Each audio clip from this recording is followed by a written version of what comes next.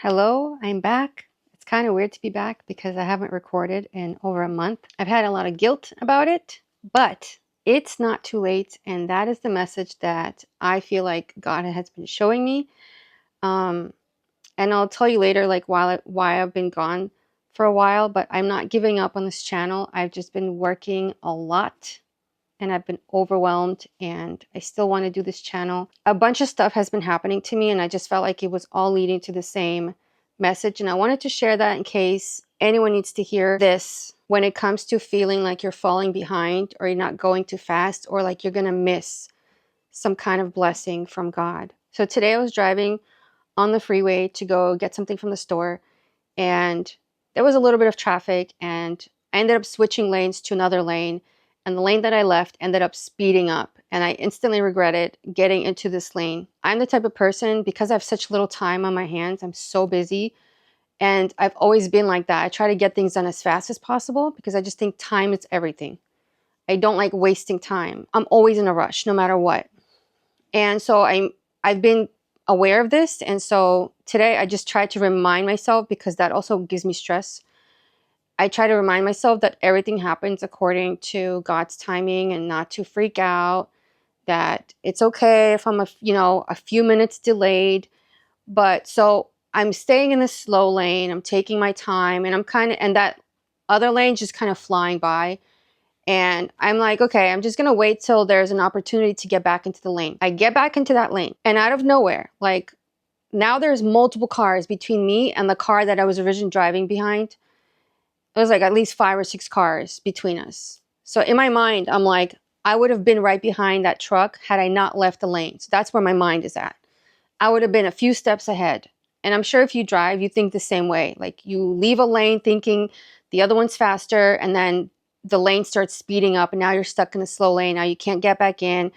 If you drive, you understand my struggle, especially when you're, always in a rush or you have to get somewhere on time. So I get back into that lane, and all of a sudden, every single car that was between me and that truck that I was driving behind, they just left. They all just put their blinkers on. They all went to the right. And in my mind, I thought, how crazy would it be if I just immediately caught up to that truck out of nowhere?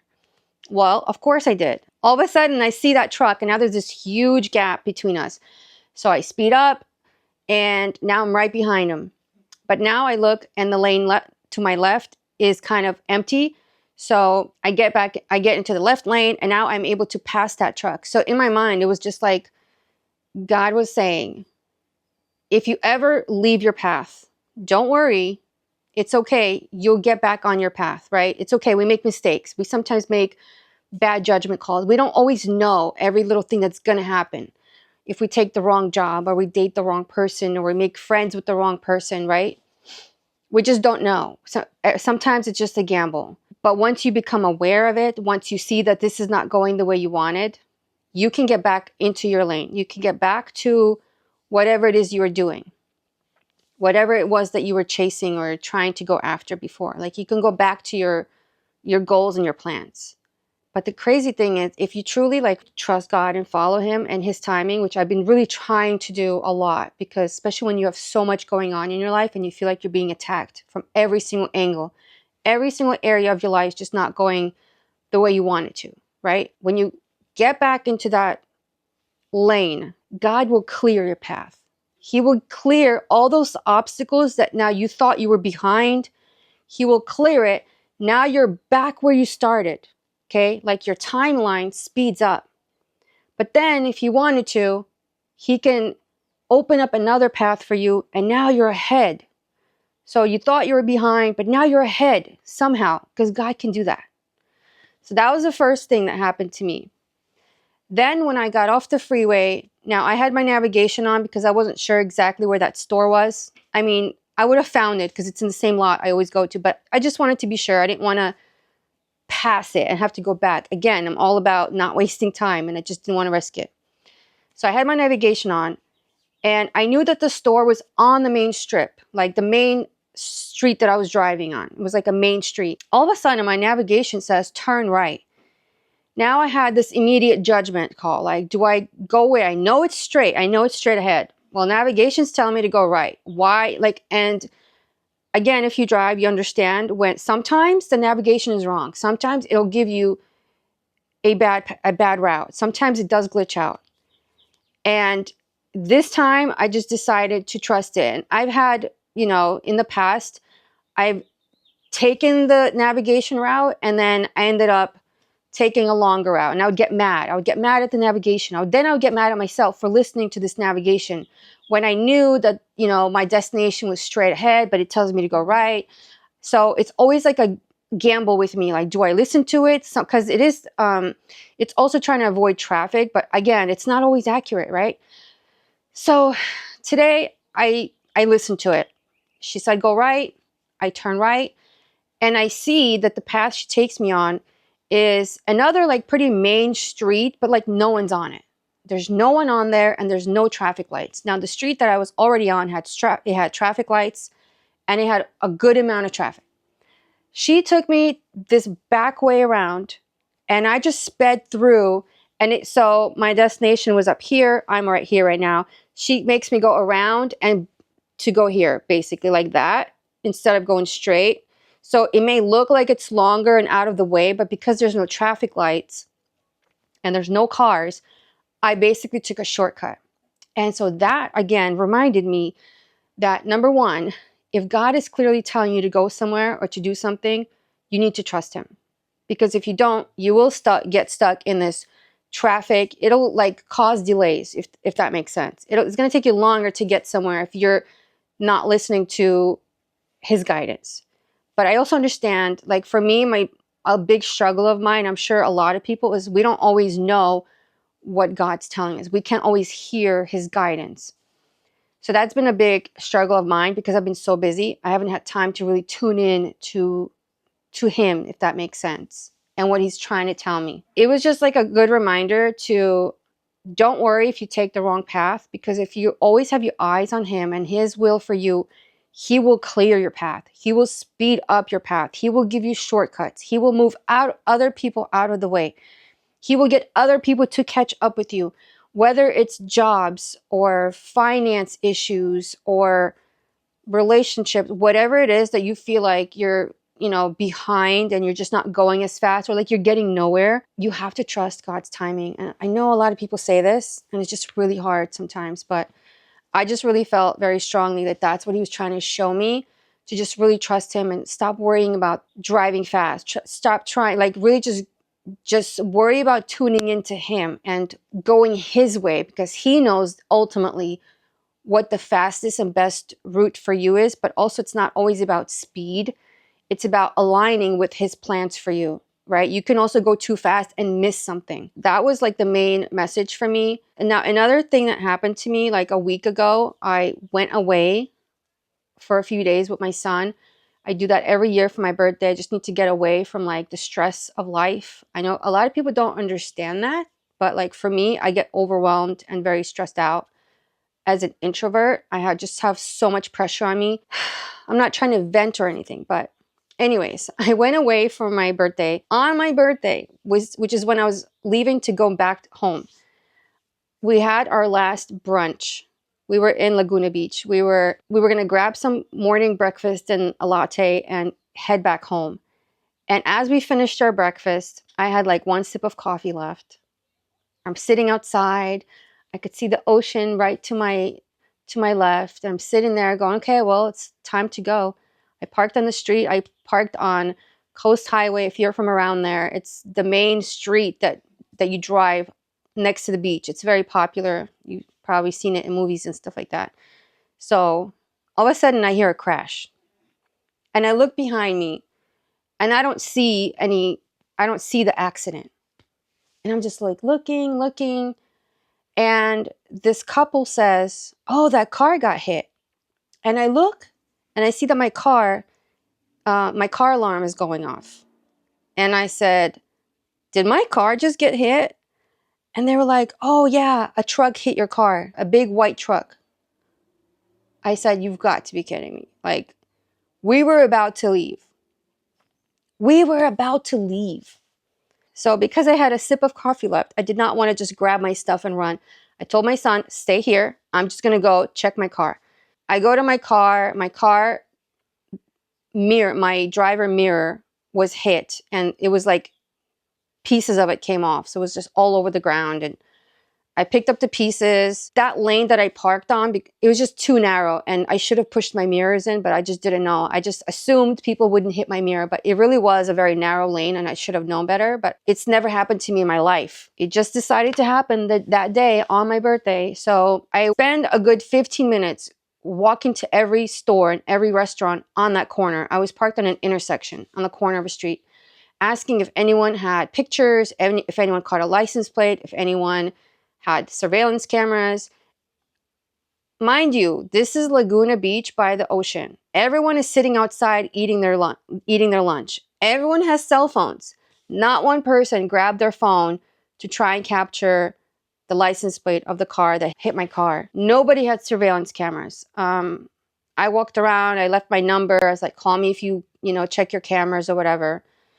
So finally, I go back to my seat and I finished my coffee. I took that one last sip and I said, let's go, to my son. And I threw the card, whatever card pieces I found, I threw them in my car. We get into the car. Now I'm trying to leave. Now I'm like paranoid. I'm like scared to like drive off because like now I'm just like scared to get hit. As I'm like pulling out, I'm just like, okay, since I'm on the corner, I was like, I'm just going to turn right and find my way home from there. I don't want to be on this street anymore because it's so narrow. As I'm trying to leave, like I'm just waiting, like, car pass, car pass, car pass. People are crossing the street. I'm like, okay, I'm going for it. As I start driving, a guy starts crossing the street. So I had to stop to let him cross the street. He's crossing towards me. So I'm like, okay, after this guy, I'm going for it. He waves me over. He waves to me and he walks. And as he waves to me, I'm just like, that's weird, right? And I kind of see like he's coming towards me. So I pull my window down and he, very nonchalant, like very casual, he's like, hey, your car got hit. Mind you, this has been like at least 15 minutes. I was like, yeah, I know. He's like, and he's just like not looking at me. He's just like on his phone like this. He's just like, yeah, I have his license plate. He's just like chewing his gum and like, I have his license plate. And I was like, you have his license plate? He's like, yeah, I was driving behind him. I was so freaking happy. I was like, you've got to be kidding me. I was like, no one took a picture. No one. I asked everyone. I was like, I was walking around for 15 minutes asking if anyone got a picture of this guy's license plate. I was like, you don't even know how much this means to me. Like, I'm so thankful. So I'm like, can you text me the picture? Because he said I got a picture of his truck. I said, okay, send me the picture. He sent me the picture. It wasn't sending because of the bad reception. And he goes, I'll send it again later when I start. And I said to him, like, what made you come back? Because he just showed up 15 minutes later out of nowhere, right? I should have been gone by now. And it took him 15 minutes to come back over here somehow. And I said, so like, I said, where's your car? He's like, oh, I parked over there. I turned around. I came back. I guess it took him a couple minutes to, I don't know whether he needed to look for parking or if he was contemplating on whether to come back. But he eventually did. He came back. And I said, I'm so, so grateful that you came back and you caught me. So I was like, do you have my number? He's like, yeah. He goes, I have your number. I'm just going to try to resend it later. I said, okay, thank you so much. I drove off. I left. I eventually got his, he texted me the picture. I had to file a police report. I called my insurance. Nobody can trace the plates because the plates were not registered. So unfortunately, it didn't help me because I still have to pay for the damage because the police cannot track the guy down, but they did flag his plates, which means if a police officer runs his plates, they're going to see that he was in a hit and run and they're going to pull him over and they're going to send his information over to me or to my insurance or whatever. But the damage was not super bad. My mirror still works. The light doesn't work on it, but I can get it replaced. It's just I'll have it fixed on my own. It just sucks. But the whole point of this story, if you're still watching, was I was mind blown at the timing that this guy showed up right as I was leaving. I was leaving hopeless and he just shows up. And I remember thinking, like, this was a week ago now. This was last Friday.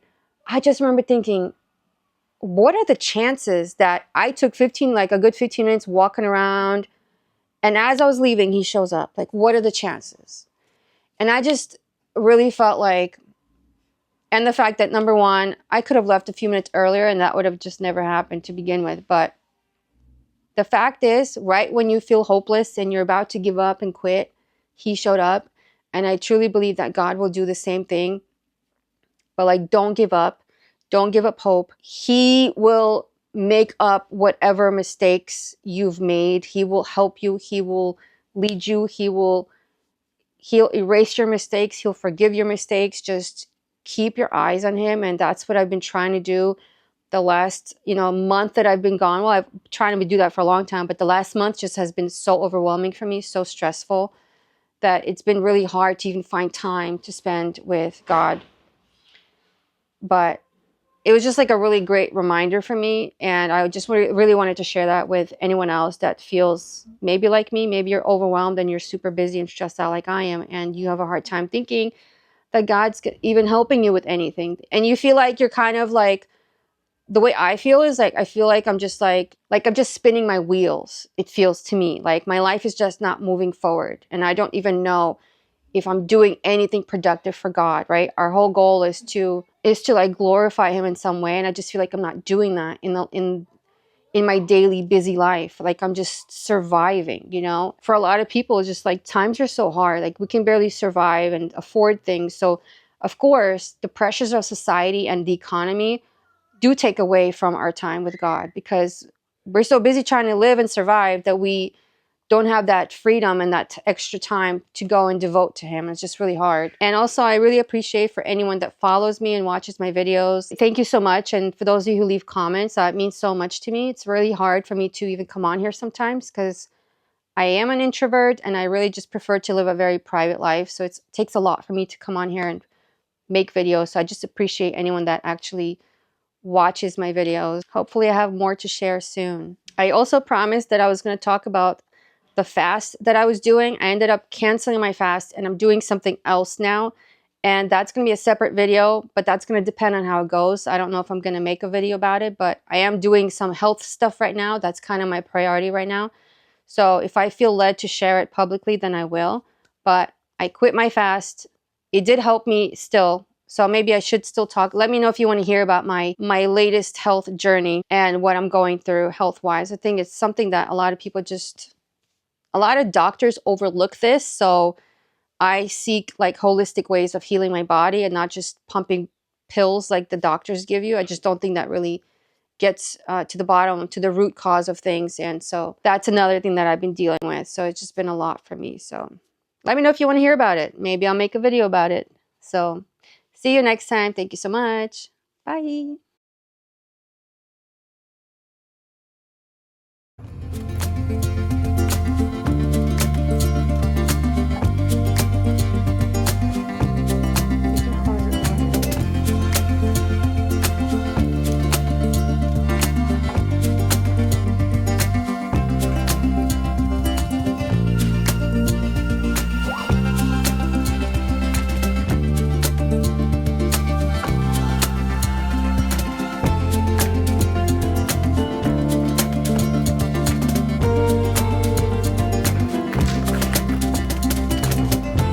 I'm talking about.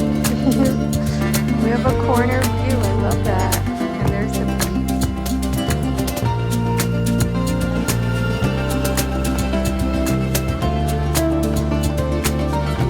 So cute.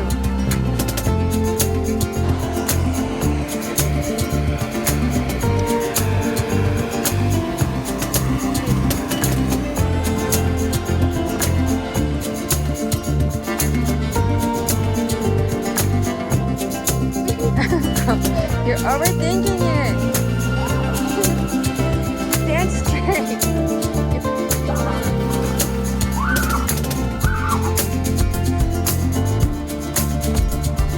That's insane. I'm the fault.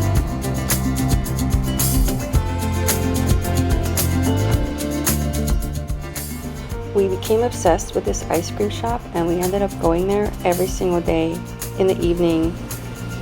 So 4 nights in a row we walked there. It was a really fun adventure and a little treat.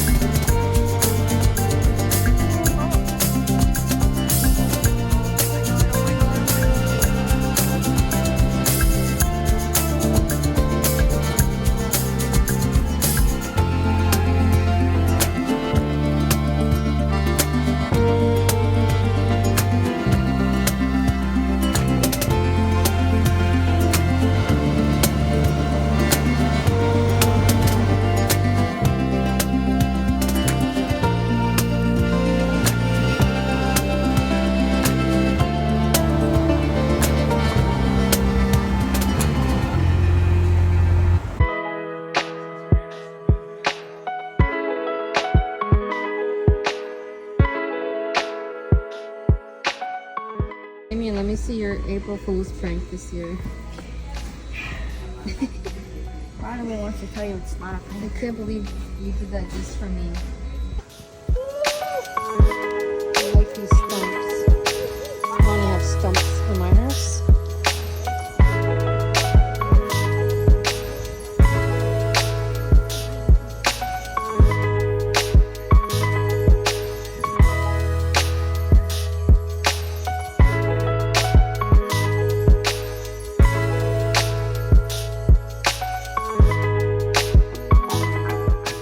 I was tempted to have my first alcohol beverage in a year, and it was absolutely disgusting.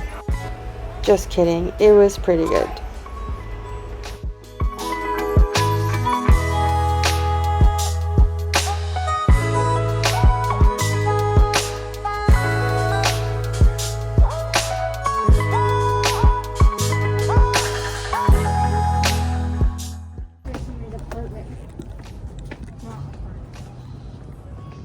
My hands are cold by now. Stop. No, those are not real. Are you serious right now? Look at this. Oh, what's a cracker? Hello. Hello. Hello. Oh. Hello. Hello. Hi. Hi. Hi. That's cool. Hello. Oh my god. That looks like a toy, but it's blinking. Hello. Say I love you. I love you. Ooh, God. I love you. This is so cute.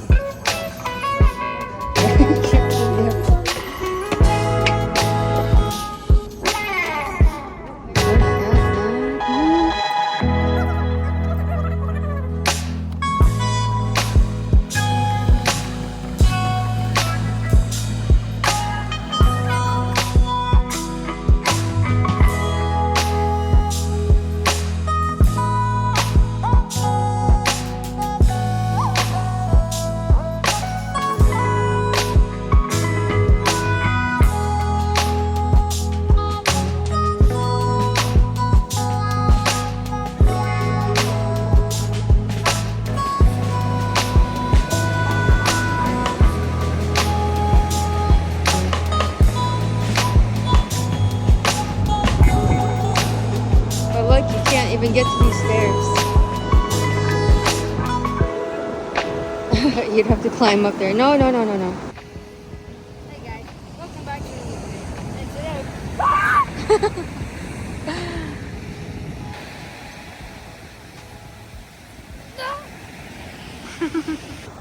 welcome back to another YouTube video. And today,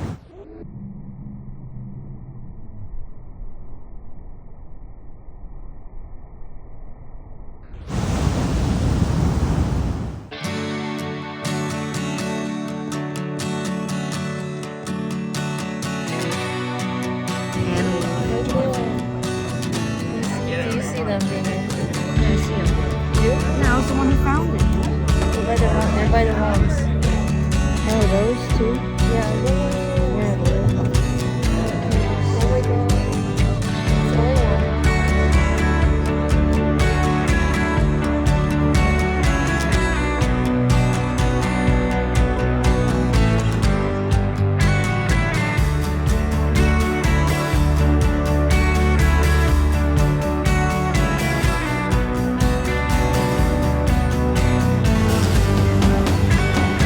Yeah, that's a seal. Oh my gosh, that's so funny. Or a sea lion, rather.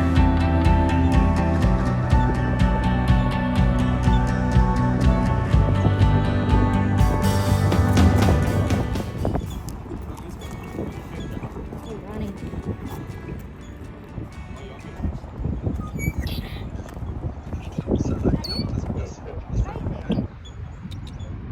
Are you gonna come to me? Oh my god. You're so cute.